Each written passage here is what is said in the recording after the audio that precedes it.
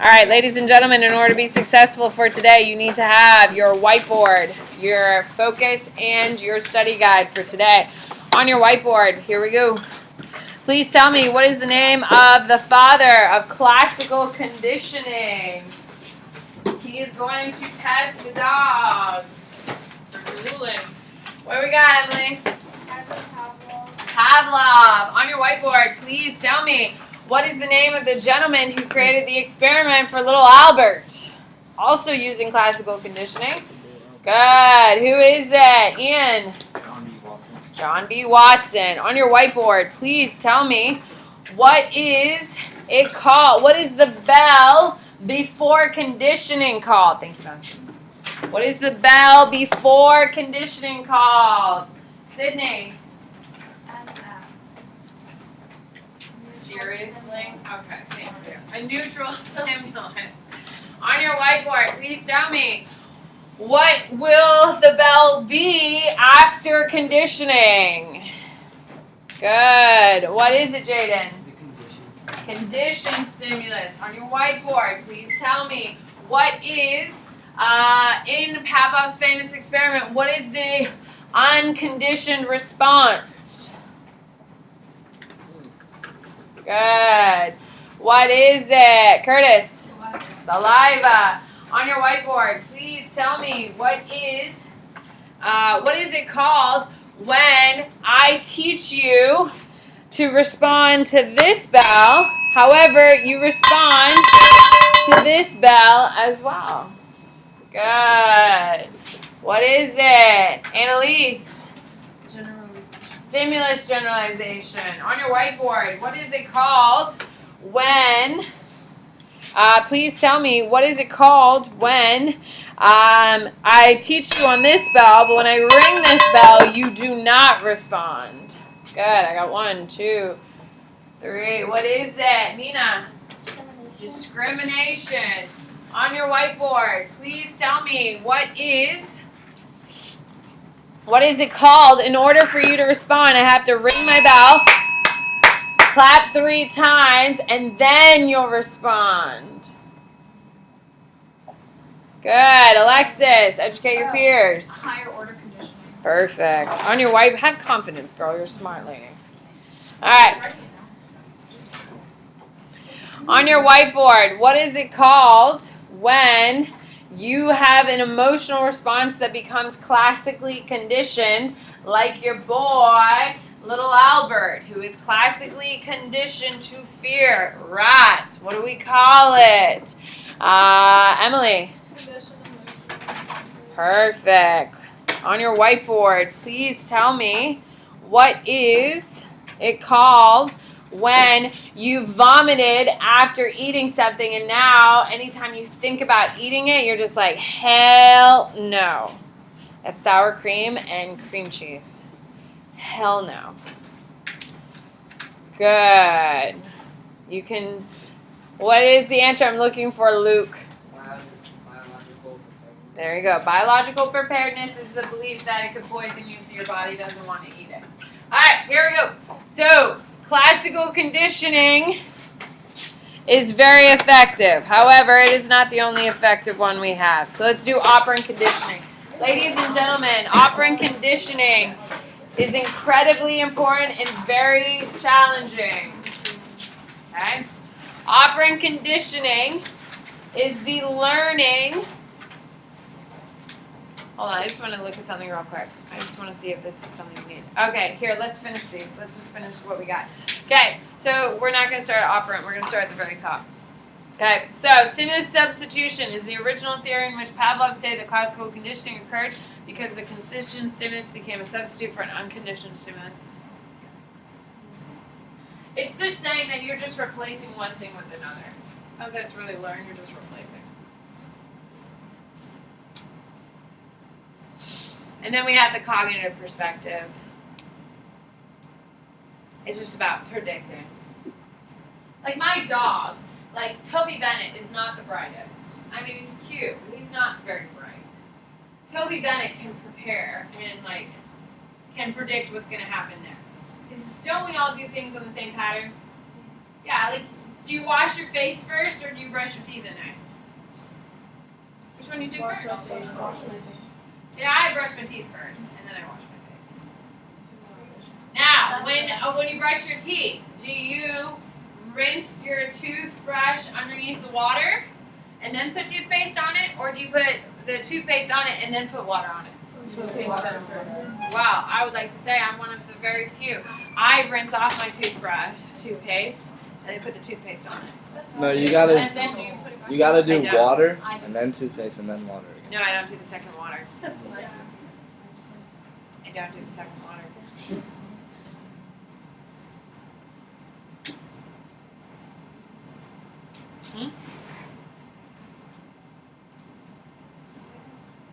Is this chunky? Just too much. Alrighty. No. Cognitive perspective is like the predictability. Okay, like my dog. Like I always have candles going in my house. Yes, I'm not basic white girl. Okay, I love Yankee candles, and like my husband and I cook all the time, and sometimes it's just like too many smells because sometimes we cook 2 meals at a time, just because we're busy, and so there's just too many smells. So I always have like a Yankee candle. So every night I have to blow out my candles. So Toby knows when I start blowing out candles, he's like, "Oh hell yes, it's bedtime." And then as soon as I blow out the candles, start blowing out the candles, Toby runs into the bedroom and just sits in his bed and waits for us. Okay? Is it because my dog's a genius? No, it's because of the predictability or the cognitive perspective of it all. And McRae knows, for instance, not that he's a genius. Depends on how I come in the house. Just like if your mom comes home and slams the door, you're like, yeah, I'm not asking her for anything, correct? It's just cognitive perspective. Are you ready now?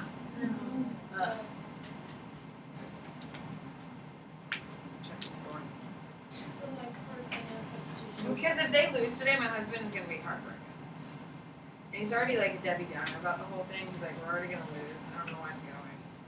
So for like stimulus substitution, the application can be just replacing one. Are we ready now? Nice. Alright, operant conditioning! Okay. It is the learning of a voluntary behavior. Voluntary means you do it by choice. You do it by choice. Operant conditioning, are those dogs doing that because they choose to or because they have to do it? They have to. It's elicited. Anytime for classical conditioning, you're kind of forced into it. Okay? You've been so conditioned, you just merely respond, you don't think about it. In operant conditioning, you think about it. You process that information. You think about it and you're like, hell yes. How many times do you do something because you want the outcome? How many times do you do something because you want to avoid a specific outcome? I do more things to avoid than I do because I want something. Like, for instance, I have to pay all my bills on time because if I don't, my credit score goes down. And my husband is crazy about credit scores, and I just don't want to listen to him complain about, oh my God, your credit score went down 10 points this month. Shut up. But it's really important, big term. Like, it's obviously a big deal.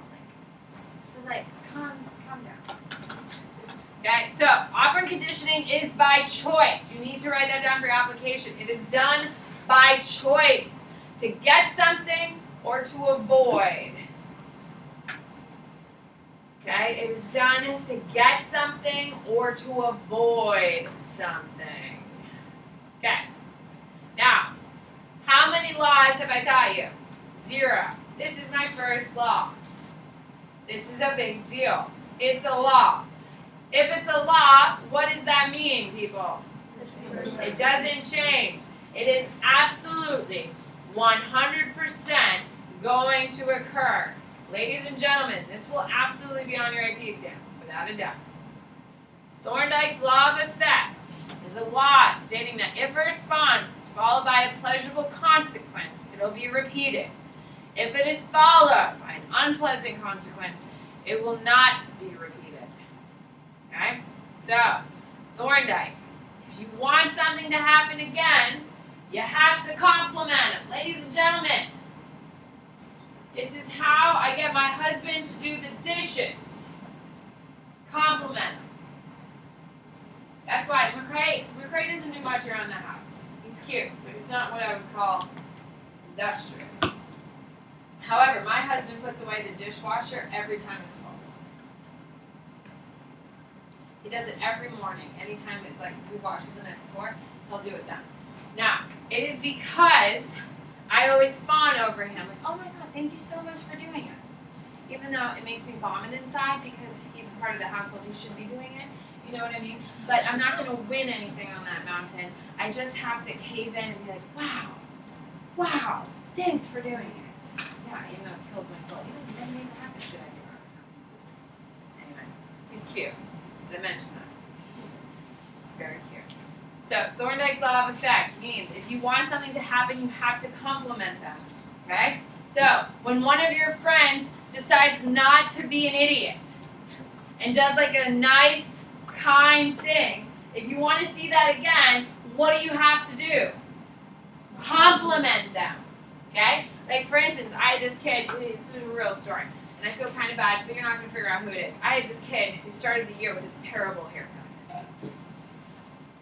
Like, dear Lord, you must be bullied. You know what I mean?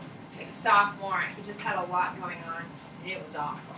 Well, anyway, I don't know who did it, but whoever did saved his social life. Took him and got a really nice haircut. He's got a nice little swoop thing. It's like super cute, super cleaned up. And as soon as I see, like anytime anyone puts any effort into like doing their hair differently, if you get a haircut and I notice, I'll always compliment it because I think it's important that you compliment and notice people. But I complimented him, and so did all the girls around him. When I said, oh my God, I love your hair, it looks so nice. And he's like, oh, thanks. And all the girls around him turned and like, oh my God, it looks so good. Guess what my boy's been doing every single day now? Styled perfectly and has gotten trims to clean it up. Now I feel like if you ever compliment, like, yeah, because I looked ugly. No, I don't care about that. No, I don't care. Compliment, if you try, if I can tell you put effort in, I'm going to compliment. Like if you like do like a different hairstyle, like you do like braids and stuff, because you can tell everyone puts effort in on different days. You can tell. Anyway, my man who's been showing up, fresh and clean haircuts every 2 weeks, comes in with a clean haircut now. Okay? And the ladies around him keep chatting him up. So guess what? I know what's gonna happen after 2 weeks of his haircut growing out. He's gonna get a fresh and clean cut. So he can keep the ladies. That's Thorndike's. Okay? So Why? Oh, I'm not an idiot. I can see what happens in my classroom. I know who has crushes on each other, especially sophomores. People are dumb as bricks. Well, you guys are so mature. If there's a fire alarm. Oh, it's fine. Definitely. No. It's definitely. All right. No. Skinner, we're moving here. It always happens. Oh my God, that's kind of like a It is a conditioned stimulus for sure. See, look at you trying my content. What? It's not happening. They're fixing it apparently. All right, here we go. So Skinner, B.F. Skinner. Is he on your set again? Okay. He's on the focus. He's on your focus. He's number what, Alexis? Number 4. Number 4. I didn't know I had so many Alexis's in the room. Okay, here we go. I'm just kidding. Okay, B.F. Skinner is your major operant conditioner. Didn't make sense. He's the major dude behind operant conditioning. B.F. Skinner is a behaviorist. He wants to study only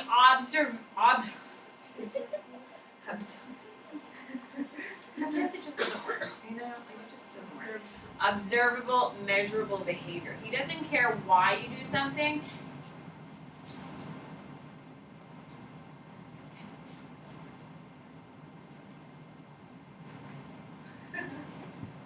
It doesn't say anything about behavior. Okay, so he's going to give operant conditioning his name. Operant is any behavior that is voluntary.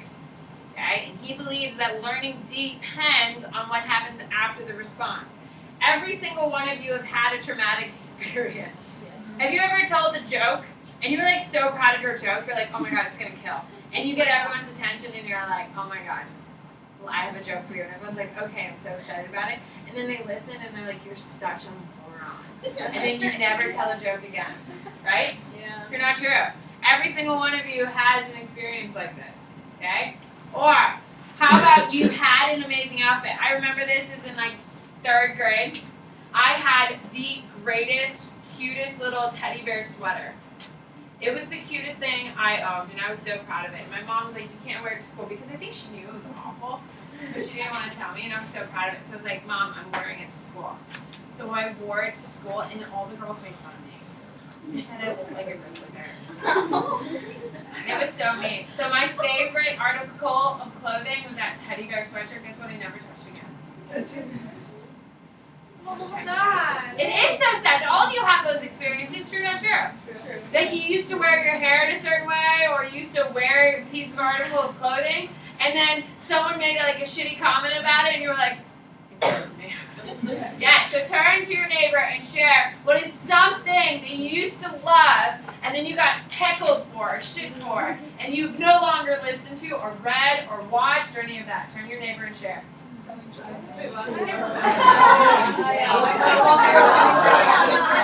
know, what should I do? Charles, what have you given up? Everyone's given up something for it. You've given up nothing. You've been true to yourself the whole time. You came up with this haircut all by yourself. Fake news. Change your socks. Oh, see, there you go. 3, 2, 1. Okay, so Skinner is all about what happens after the learning, okay? He is always talking about if you get a positive reception. Like, for instance, we just went the negative route, but everybody has a story of someone did something or said something really nice to you and it changed something you did. Can you agree? Okay, so what is something that someone said to you that kind of changed the way? You have no idea.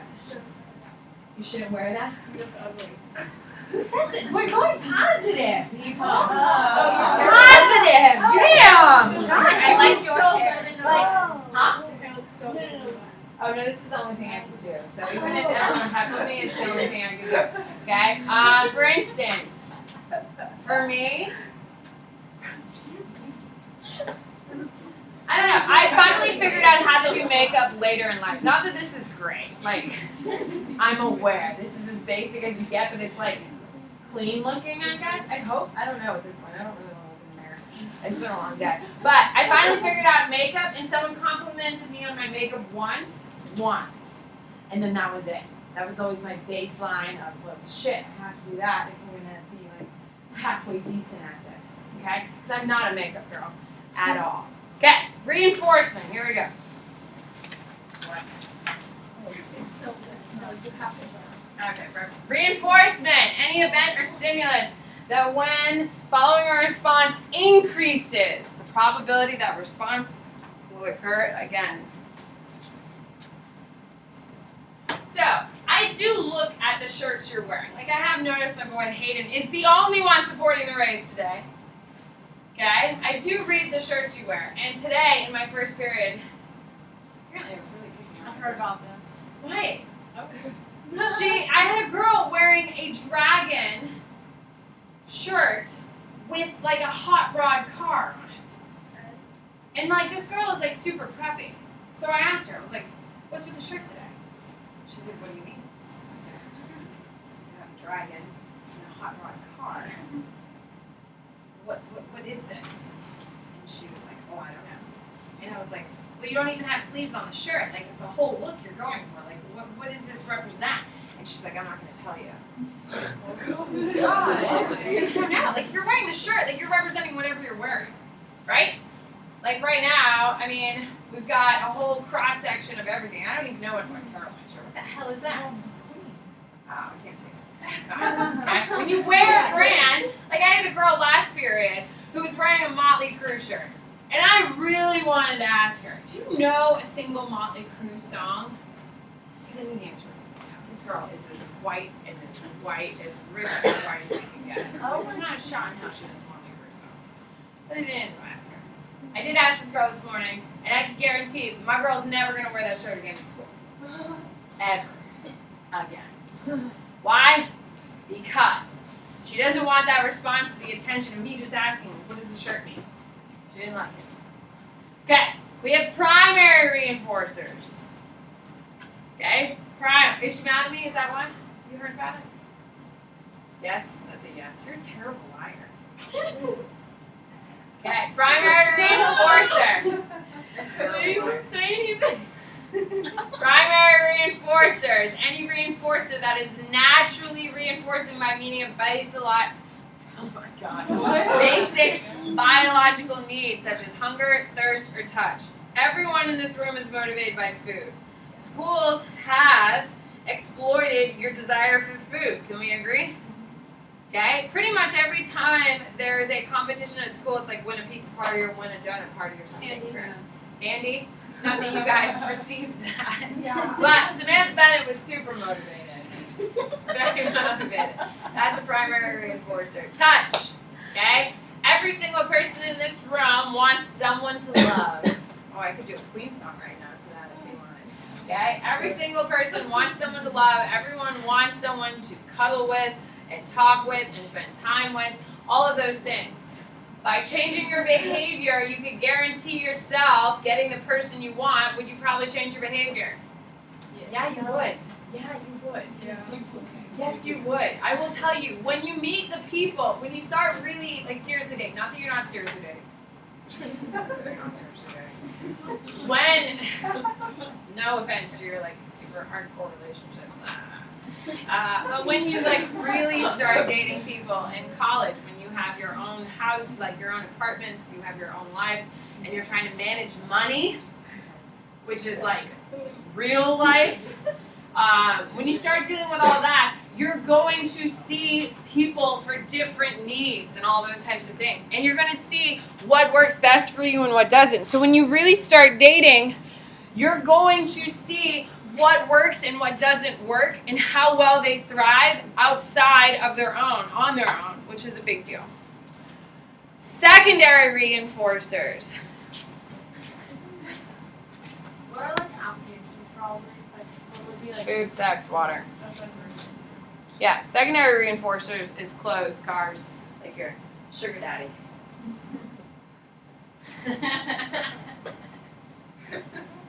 I can't think. Would that be a good thing or not? I can't. Yeah. I would like I just would like to sugar I know. There's always a trade-off, people. It's a no-go.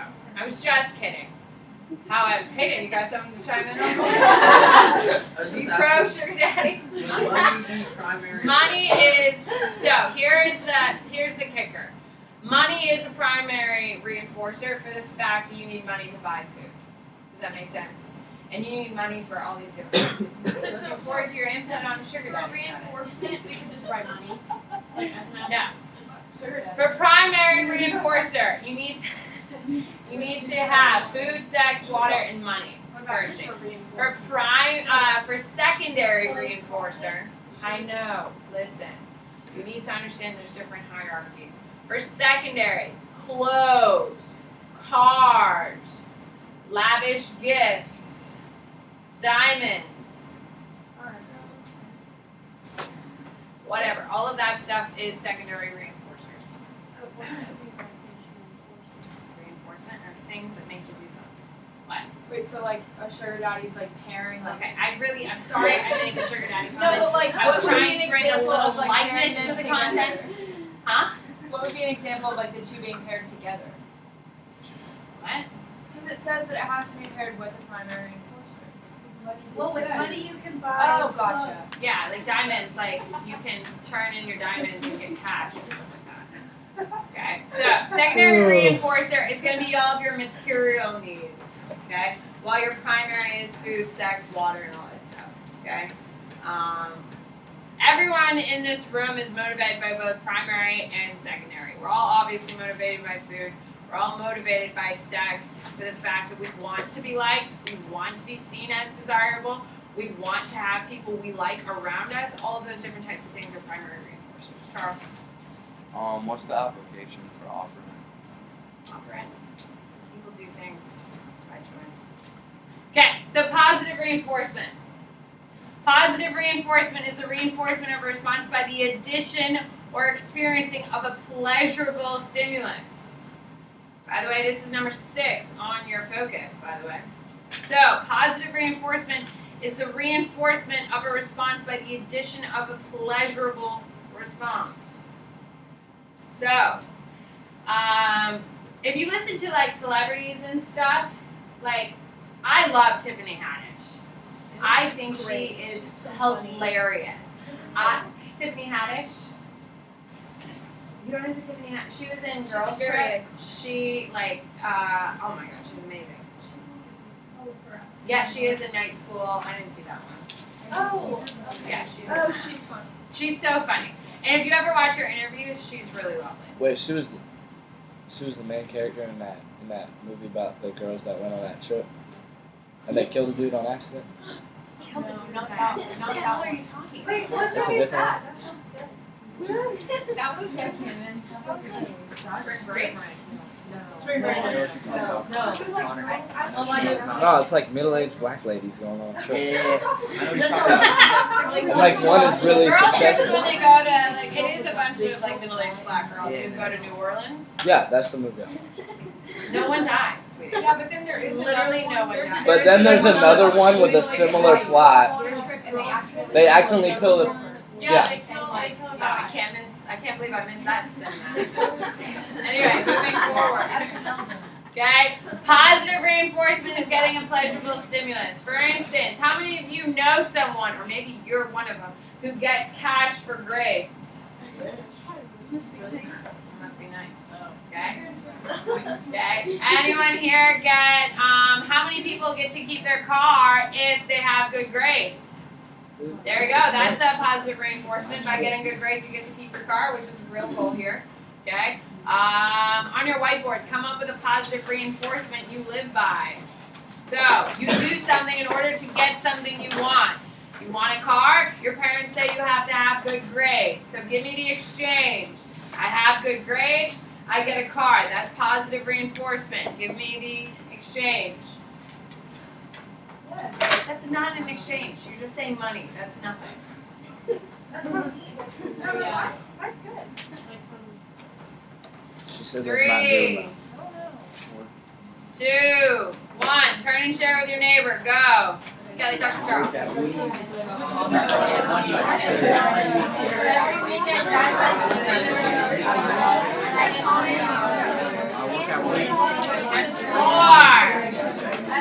my sister's 3, My mom blesses me up. 2, 1. Does anyone have a good positive reinforcement? No one? What? I have to do dishes when I want dinner. Like, that sounds bad. But, like, No, I think it's an it exchange. sounds bad. But, like, when I want dinner, I have to do dishes. Yeah, there you go. What do you got, Olivia? If I behave throughout the week, I get to stay out later. Oh, nice. There you go. So if you, my parents had something similar to that, except only when I was in college.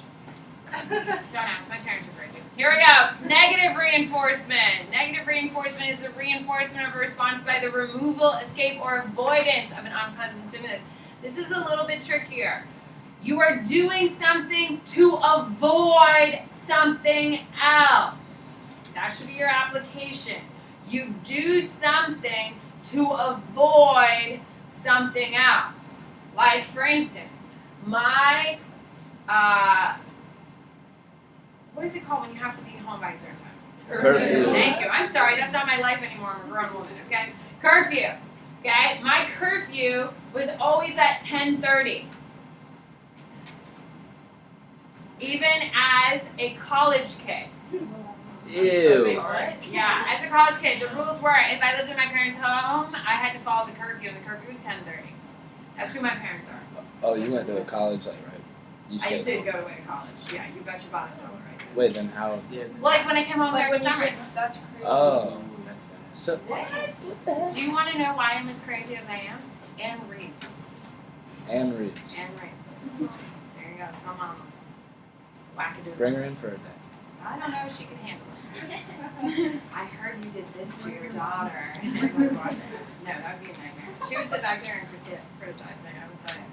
My mom's been teaching for like 40 years, people. My mom's a very good teacher. Very, very good teacher. Teaches 4th grade. My mom has no tolerance for bullshit. So, what that means is she'd sit here and say, you're distracting the students from learning. Yes, mother? Negative reinforcement. I would haul my butt home to make it in the door at 10:29. Okay? I would haul it home. Is it because I'm passionate about my curfew? No, but I was getting my butt home every single night at 10:29 because what? I didn't want to get punished. Okay? That's what negative reinforcement is all about. I'm doing something to avoid something else. Some of you literally only get good grades so you keep your parents off your back. Right? Like you're not like, oh, I'm really passionate about my education. You're like, damn, my mother's crazy. If I get an A, she'll shut up. That's negative reinforcement. Okay? You're doing something to simply avoid something else. Okay? So, on your whiteboard, tell me what is something you do to avoid something else. There's a relationship, so you need to have two things on your board. You can't clean your room for two different things, Lindsay. Well, I have a new one. So you clean your room for two different things? Yeah. It's weird, Lindsay. How clean is your damn room? It's never clean, that's why I'm like, never my way. So what would be like all the pros and cons? Just like not being able to do something. That's called punishment. Okay, have you never been punished? No. It's just asking for pros and cons on your. Yes, I know we're getting there, girl. Can I get there? Okay, so everyone on your board should have negative reinforcement that you do, like something you avoid.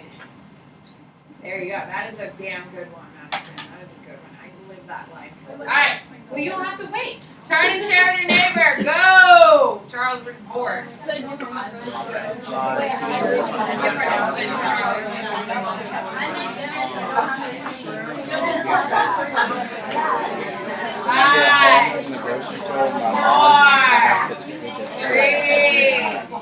4, 3, 2, 1. All right, here we go. Who's got a good one? Negative reinforcement. You do something to avoid something else. Come on now. What do you got? Madison, share yours. It was a good one. I make dinner so I don't have to clean up. Yes! That's a real life strategy. That is a real life strategy. Anyone else got a good one? No one else. We literally just live in a happy little world and we're just so happy with the consequences. Curfew. What else you got, Camden? Do laundry so I don't feel that. There you go. Do laundry. Okay. Or you also don't want to be the stinky kid at school. Can we agree? Yeah. Like you do laundry so you're not smelly at school. That would be good. Tell my sophomores, please. Ian, You have to work on time, so I don't have to do dishes. where do you work? Woodies. Oh, what you got, Kelly? Also, answering, like if I'm out somewhere with friends or something, answering my parents as fast as I can and texting. There you go. How many people have learned the bad way by not answering your parents fast enough? Now every time they call, it's like an act of God. You will stop everything and respond. Yeah. All right, there you go. That's a good one. All right, shaping is the reinforcement of simple steps and behavior that lead to a desired, more complex behavior. Ladies and gentlemen, you are being shaped every single day by different people and different aspects of your life, and you're shaping other people. Okay, so shaping is how you teach people to behave the way you want them to. Okay, sometimes you're successful, other days you're not. Okay, so shaping is when you do simple, small steps in order to teach them a behavior. The easiest way to explain is with dogs. Teaching, 4-1, raise. We're trying not to lose. That's nice. Okay. My husband might be so unhappy today. The next game is tomorrow night. Where are you going? So crazy all night. Or tomorrow. I don't know what time the game is. Goodbye. Raise her up. 4-1. Oh, we'll get there. We're gonna have to pick it up tomorrow then. It's not like so much. Do you think It's a lot of content. I know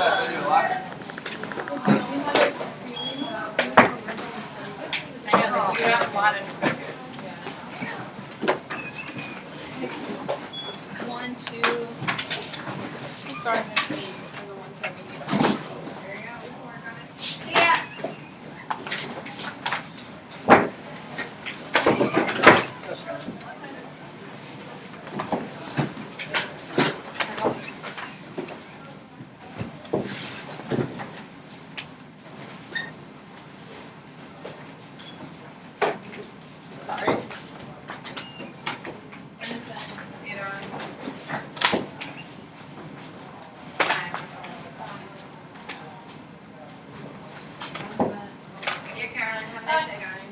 See you, Sophia. That's fine. Goodbye, Nina.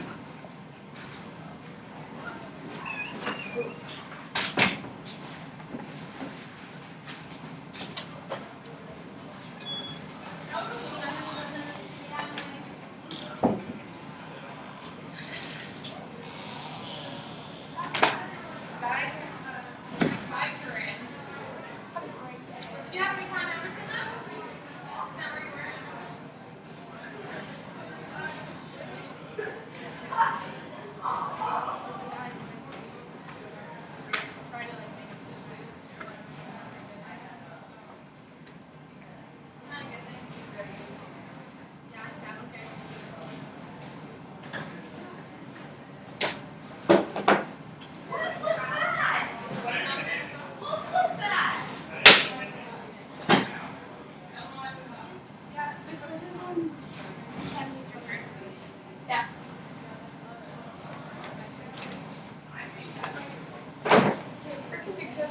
Just like through my backpack.